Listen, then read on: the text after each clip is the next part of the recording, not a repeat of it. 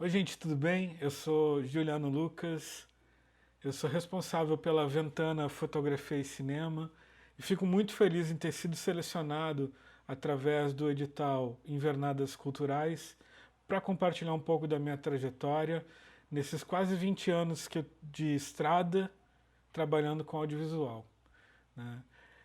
Para quem não me conhece, eu sou fotógrafo, sou artista visual, sou operador de câmera, operador de drone, diretor de fotografia, documentarista, operador de som direto, sonoplasta e mais recentemente eu concluí o curso de edição de vídeo. Então eu quero trazer um pouco para vocês dos desafios que, né, a gente acaba enfrentando nas produções, né? E o objetivo dessa oficina é a produção de documentários com uso dessa câmera de cinema aqui. Sim, um celular, né? E, e eu vou apresentar para vocês algumas produções feitas com o celular, né?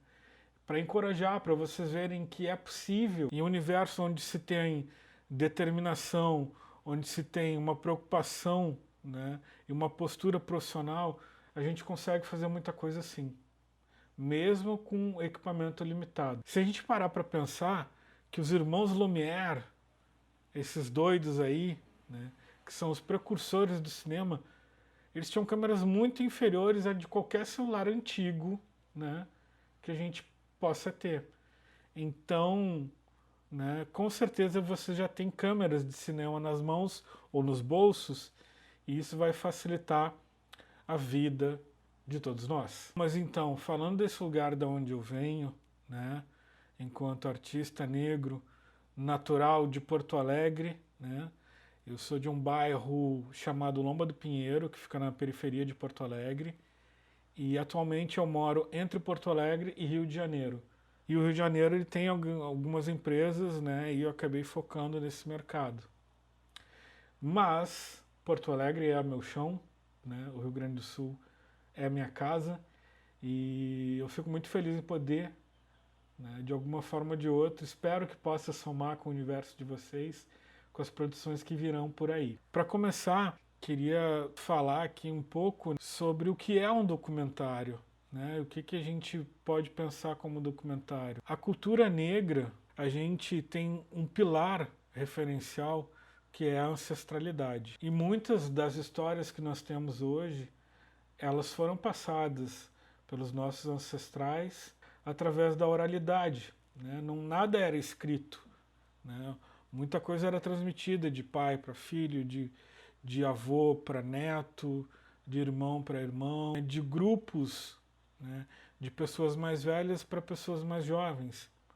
E essas histórias foram contadas assim e permaneceram assim por muito tempo. O documentário, ele também é uma forma de contar uma história, né?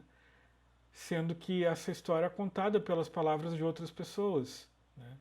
Mas isso não significa que o diretor, né, quem está à frente do processo, não possa direcionar. Uma vez que a gente escolhe o que vai ser filmado, e a gente também vai escolher o que foi filmado e que não vai fazer parte do filme, que é uma decisão muito importante, muitas vezes é triste, mas muitas cenas acabam não fazendo parte da história, por uma conta de tornar o processo mais dinâmico, por conta de tornar a narrativa mais compreensível. Porque é muito importante vocês entenderem muito o contexto que vocês vivem. O contexto que eu digo é pensar na família, na escola, na comunidade, no CTG em que vocês fazem parte, né? Então, esses grupos eles têm histórias, então acho que é um primeiro passo, né, para se pensar na produção de documentários. Acho que é um bom exercício a gente também conhecer das histórias em que a gente faz parte e que a gente está inserido de alguma forma. E aí entra a sugestão, e apresentando para vocês a história de dois produtores de épocas diferentes, né, e que se tornaram referências no meu trabalho e para a produção muito ligada à produção de cinema negro, né? E por que eu estou falando de cinema negro? Porque, infelizmente, vocês sabem, né, todos nós sabemos, que a estrutura social, política e econômica do país, ela foi consolidada através de um sistema que escravizava pessoas negras e que as desigualdades e distorções elas permanecem até hoje por conta desse sistema. E no audiovisual também isso, né, foi observado durante muito tempo, porque essas pessoas não tinham muitas vezes não só acesso a equipamentos, maquinário para produzir as histórias, né, mas elas não tinham recursos e quando tinham, né, elas ainda encaravam problemas que essa história, acreditavam que essas histórias podiam não ter pessoas interessadas, não podiam ter espectadores, né, interessados nessas histórias. Então, um dos pioneiros no cinema negro que nos é referência hoje, principalmente no modo em como contar histórias, né, tendo muito pouco e fazendo muito bem, chama-se Zósimo Bulbul, que foi um ator, produtor, né, diretor de cinema negro e foi o primeiro protagonista, né, foi o primeiro ator negro a ser um protagonista de novela. E o Zósimo ele buscava muito, ele explorava muito, né, diversas linguagens que até então eram inéditas, porque pessoas negras não tinham acesso, né, a filmar. E o que eu quero dizer isso, dizendo tudo isso para vocês, é o seguinte, né, que muitas histórias elas estão aí, precisam ser contadas, né, elas vão ter público para isso. Nisso já vem a segunda referência que eu trago para vocês, que é o Condzilla. É isso mesmo, esse nome estranho, Condzilla, né? É um rapaz da periferia de São Paulo que há alguns anos vem desenvolvendo um trabalho de audiovisual. Ele começou fazendo clipes musicais para amigos, conhecidos, e utilizando uma câmera muito simples, mas ele fez uso de uma linguagem que era comum ao universo que ele estava inserido, né? E que começou a chamar a atenção das pessoas daquele lugar, daquele universo. E chamou a atenção dele porque no início também ele acreditava que não teria público, né, para essas histórias, que pudesse se interessar por essas histórias, por essas imagens. E de fato esse público começou a aumentar cada vez mais, cada vez mais, cada vez mais, e ele se tornou um profissional conhecido.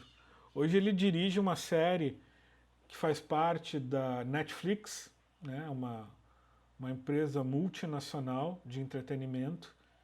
Ele dirige uma série chamada Sintonia, né, e que também vão contar um pouco dessas histórias desse universo, desse lugar de onde ele veio.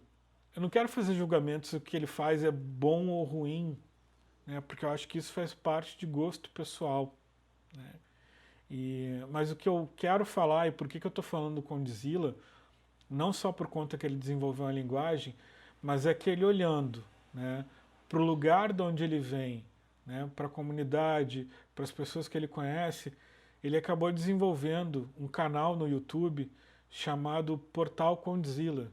E nesse canal ele tem um programa chamado Empreendedores da Quebrada. E o que isso significa? Né? Esse programa, esse projeto, ele é extremamente interessante porque ele vai falar, né, de pessoas que começaram a observar nas suas comunidades, né, a deficiência de algum serviço. Né? Por exemplo, a entrega de produtos ou uma loja de algum artigo ou uma barbearia, um fotógrafo, um estúdio fotográfico ou uma empresa que faça doces e salgados para festas, encomendas. Pessoas que identificaram que existia uma carência desses serviços nas suas comunidades, né? E de alguma forma ou de outra elas se tornaram empreendedoras e além disso, né, como esse serviço ele não existiu, ele era muito carente, isso começou a movimentar a economia do lugar. E isso aumentou a demanda de produção dessas pessoas. E essas pessoas acabaram contratando outras pessoas que muitas vezes moravam dentro desses lugares, que estavam inseridas dentro dessas comunidades. E isso, né, acaba gerando receita para essa pessoa, né, que ganha o seu salário e que também vai consumir coisas dentro da comunidade. Então, né, se cria uma rede, né, de economia, né, e essa rede ela vai consolidar cada vez mais as atividades que são exercidas dentro desses grupos, dentro dessas comunidades. Então, o que eu estou falando tudo isso para vocês é que o universo que vocês vivem é rico e só vocês são capazes de contar essas histórias. Ninguém é melhor do que vocês para contar essas histórias, porque são histórias da vida de vocês, que fazem parte do universo de vocês. Então, é muito importante, né, pensar no documentário enquanto uma forma de contar uma história.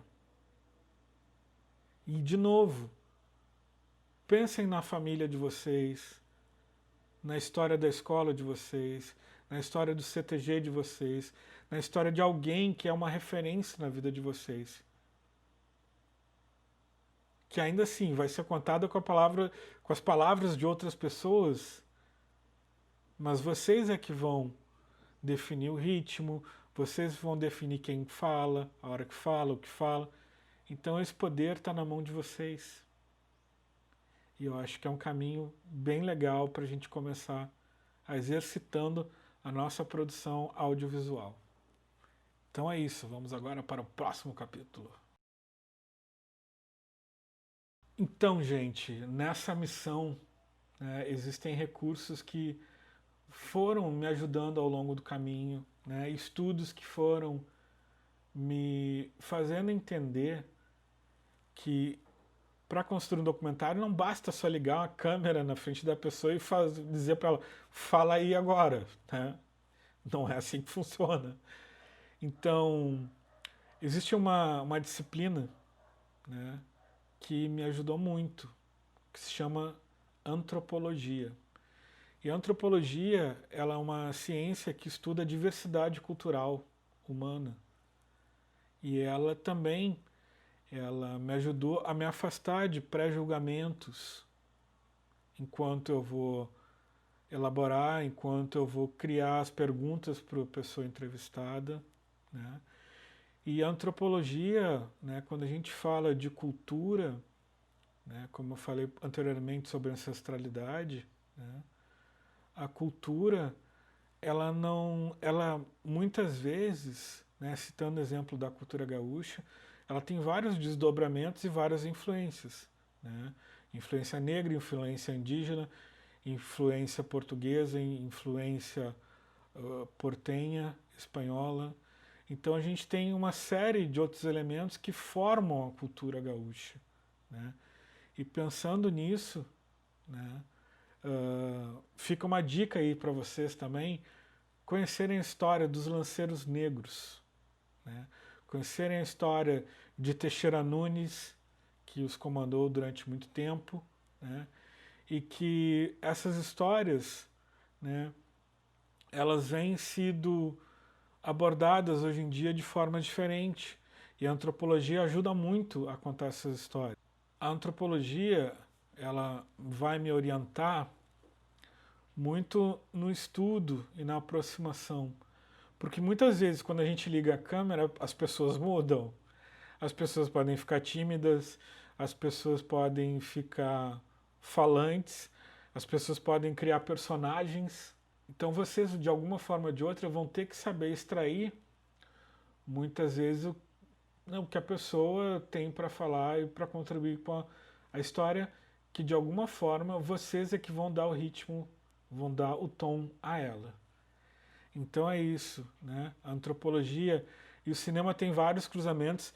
Eu vou deixar aqui uns filmes estranhos, sim, porque são bem estranhos.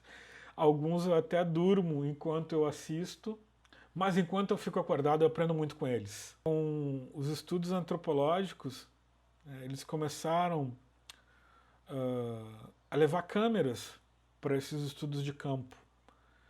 E nisso começa-se também a se desenvolver uma linguagem, né, em que vai se pensar o cinema, que vai ter atravessamento do cinema, né? E é esses filmes, de novo, não faço o julgamento se é bom ou se é ruim. São referências, pessoas que foram lá e não sabiam como fazer e foram e fizeram, né? E que isso se tornou, né, um pilar para que outras pessoas pudessem fazer depois e pudessem fazer melhor. Então isso é muito importante também, né? Fica aí a dica. Então, gente, chegou a hora agora que a gente tem que falar sobre grana. Não só grana, mas como de fato que a gente vai fazer as coisas acontecerem com muito pouco, né? Toda vez que a gente falar em produção audiovisual, ou qualquer tipo de produção, a gente vai ter que lidar com gasto, custo, né? Nem que seja o tempo, né? Porque talvez com os anos passando a gente aprende que o tempo é a nossa moeda mais importante, né? E de fato a gente vai precisar de dinheiro para essas produções, né? Por exemplo, ainda que as pessoas, né, que sejam envolvidas com o projeto, que elas sejam apaixonadas, que elas topem trabalhar ou auxiliar, né, durante o processo todo, vai se ter um gasto, porque isso custa o tempo das pessoas, custa o trabalho, né? E minimamente é importante pensar, oferecer condições para essas pessoas estarem ali, né, envolvidas com o projeto. Então, por exemplo, né, quando vocês forem para as produções de vocês, preocupem-se com coisas que parecem simples, mas são muito importantes, né, como água, um lanche, né, alguma coisa que, né, por exemplo, né, se vocês vão filmar num lugar e esse lugar as pessoas vão ter acesso a um banheiro e esse banheiro vai estar limpo, né? Então, são coisas que parecem distantes e bobas, mas fazem total diferença, né? E nada mais responsável do que a gente estar lidando com pessoas que estão se comprometendo conosco, estão comprometendo o seu tempo conosco e que de alguma forma ou de outra a gente possa ser atencioso com essas pessoas. Isso é um gesto de atenção e respeito. Então, é muito importante pensar em oferecer minimamente condições para que as pessoas estejam ali conosco, né, trabalhando e desempenhando essas funções.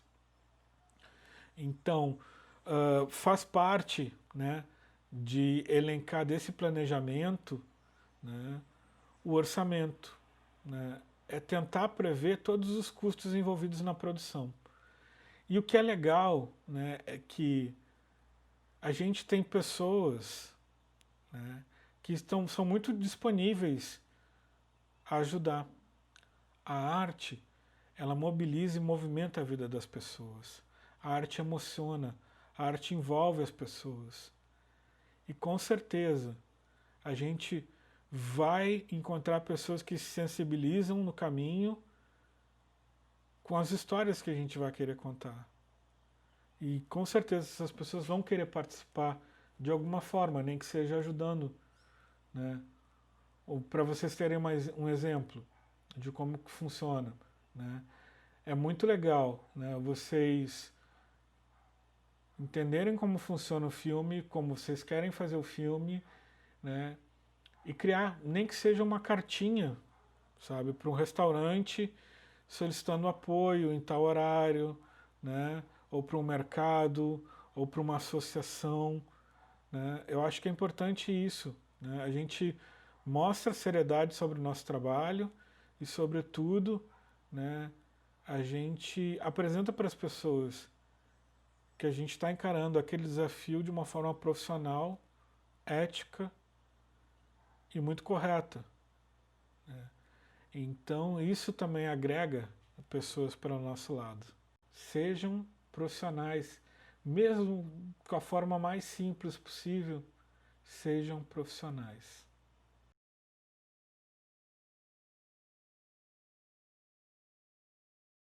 Uma forma também de vocês pensarem no financiamento das produções de vocês são práticas que há muito tempo a gente já faz, né? Por exemplo, rifa, almoços, vaquinha, né? Agora a gente ainda tem, que está sendo muito utilizado pelas produções audiovisuais, é o financiamento coletivo, que nada mais é do que uma vaquinha na internet, né? Em que as pessoas daí do mundo inteiro, do Brasil inteiro, possam ver os projetos de vocês e de alguma forma ou de outra vão incentivar ali, né, com a grana para vocês produzirem. Mas é importante isso, sabe? É, é vocês terem um norte para custear esse trabalho de vocês, né? E quem sabe remunerar as pessoas envolvidas, remunerar o tempo de vocês, né? E que vocês possam, né, criar um modelo que possa se sustentar para as próximas produções. Então fica aí a dica. Vaquinha, almoço, né, tudo que for possível e que conte com o envolvimento de pessoas vai ajudar muito vocês.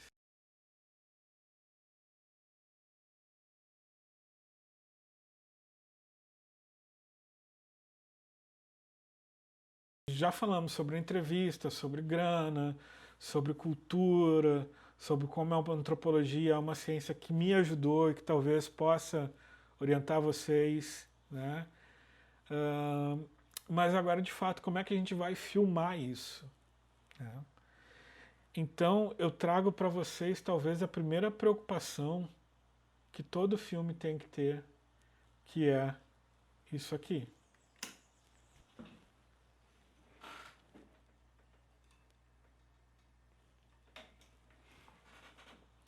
Vocês viram como ficou diferente, né?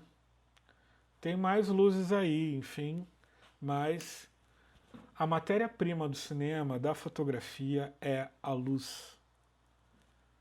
A gente precisa ter luz.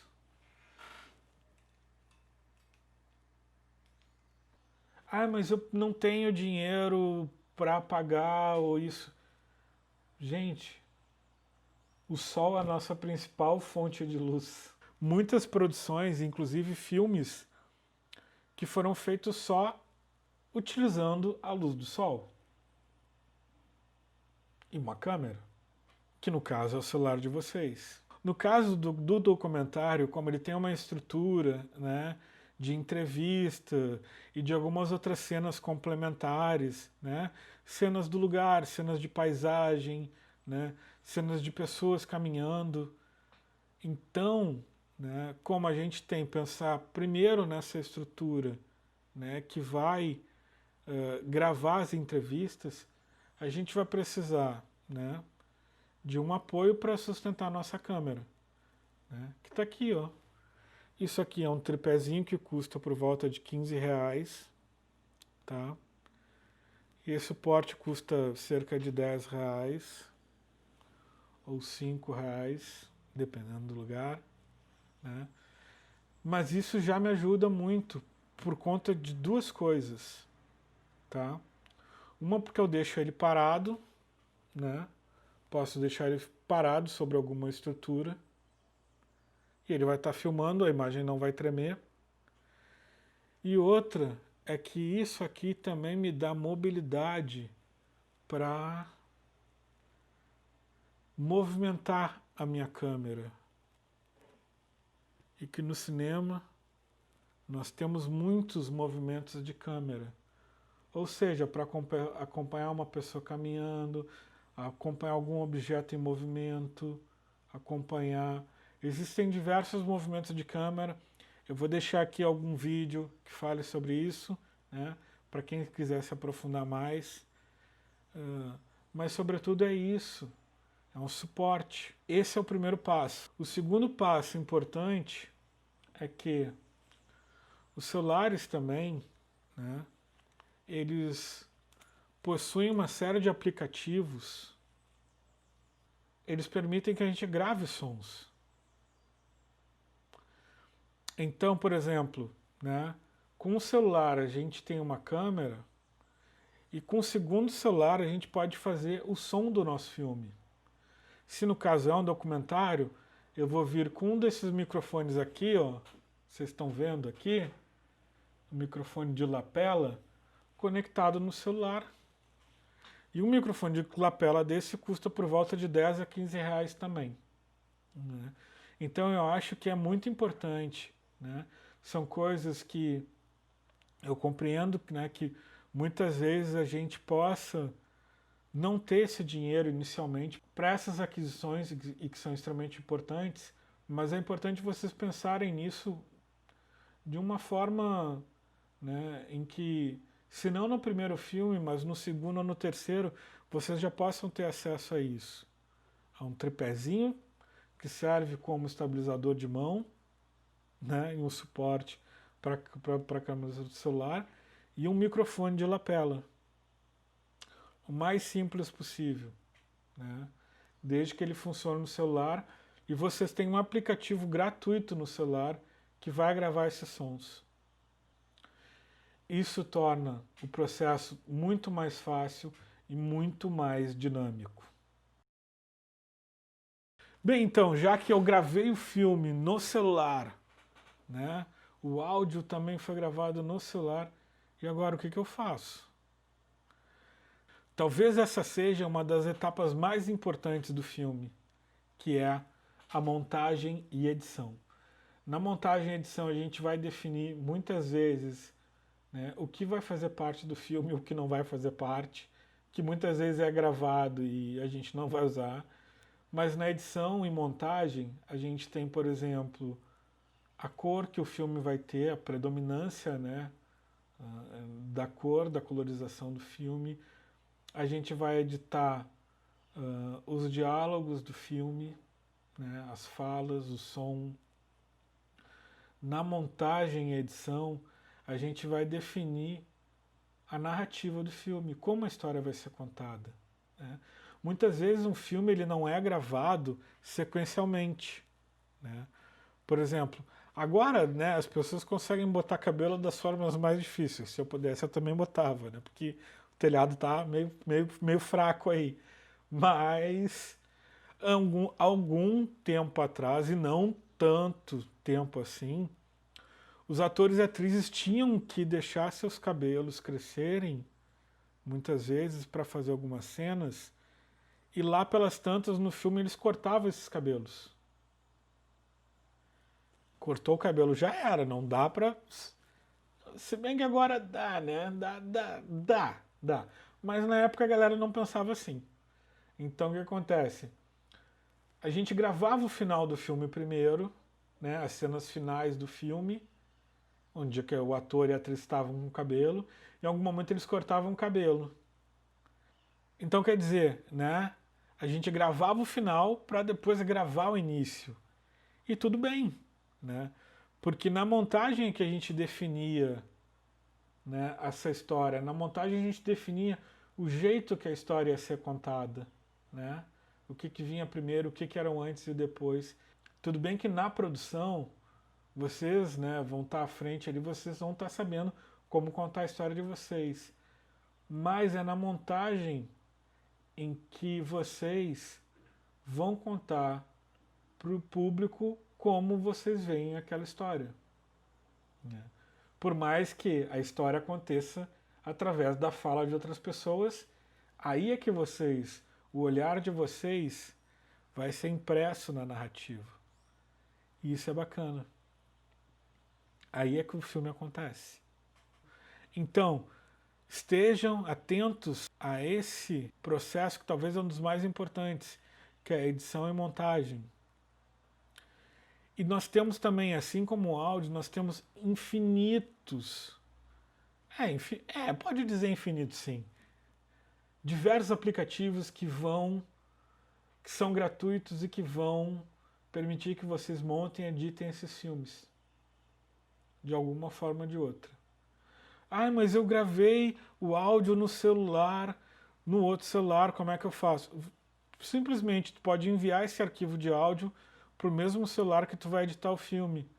E na hora, né, poder juntar o áudio com a imagem e tudo certo.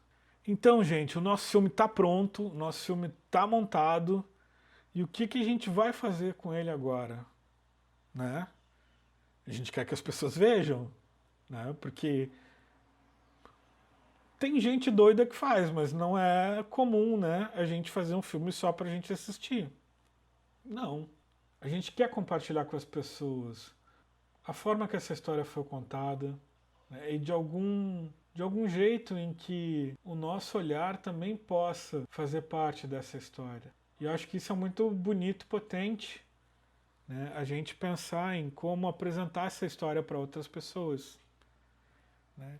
Então, no cinema, a gente tem algo chamado de janela, que a gente pode pensar em janela de oportunidade, em janela de exibição, né? Que é o termo mais correto, que nada mais é do que pensar aonde que o filme vai circular. A gente costuma falar que o filme tem uma carreira, e não é muito diferente da carreira de um jogador de futebol, de um médico, de um profissional, né, qualquer. Então vão ser escolhidos caminhos em que esse filme ele vai percorrer. Então, por exemplo, a gente tem essa oficina, ela tem um caminho que ela é as redes sociais, né? Então está definido já. Mas se fosse um filme, o filme poderia ir para as redes sociais, o filme poderia ir para festivais, o filme poderia concorrer a prêmios, que isso também é um lugar legal, né, para a gente explorar, enquanto, mesmo que seja nossa primeira produção, é importante fazer com que essa produção circule, porque o mundo vai estar vendo vocês. Hoje em dia o YouTube é uma janela para o mundo, né? Por exemplo, como o filme é feito com celular, existem festivais já com essa finalidade, festivais de filmes que são feitos com o celular, né? Existem premiações também para esse tipo de filme, né? Existem festivais dos mais diversos segmentos. Festival de filme de terror, festival de filme documentário, festival de filmes latinos-americanos que passam na Alemanha, festival de filmes nacionais. Então existem uma série de festivais e caminhos. Muitos deles são pagos. Então fica aquela estratégia lá do início, né, em que vocês vão ter que elaborar um plano em que o filme irá se sustentar. E isso também passa pelo caminho desses festivais.